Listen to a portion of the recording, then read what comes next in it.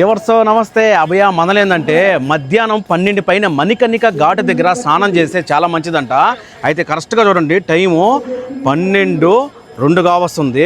మామా, కాశీలో మిట్ట మధ్యాహ్నం 12 పైన మణికర్ణిక ఘాటులు ఎందుకు స్నానం చేయాలంటే ఈ సమయంలో మాత్రమే దేవతలు ఉంటారంట. ఇక్కడ ఎందుకు ఉంటారంటే సాక్షాత్తు శ్రీ మహావిష్ణువే తపస్సు చేశాడు. ఆయన తపస్సుకు మెచ్చి పార్వతీ పరమేశ్వరులతో పాటు సకల దేవతలు వచ్చారట. తపస్సు చేసింది ఈ పుష్కరిణి ఘాట్ లోనే. స్వయంగా స్వామి సుదర్శన చక్రంతో ఈ ఘాట్ ని తవ్వారట. ఆయన చెమట చుక్క ఇట పడడంతో ఈ నీళ్లు పవిత్ర జలంగా మారాయి. శ్రీ మహావిష్ణువు తపస్సు చూసి పరవశించిన పార్వతీదేవి తన చెవి పోగుని ఇట పోగొట్టుకుందంట.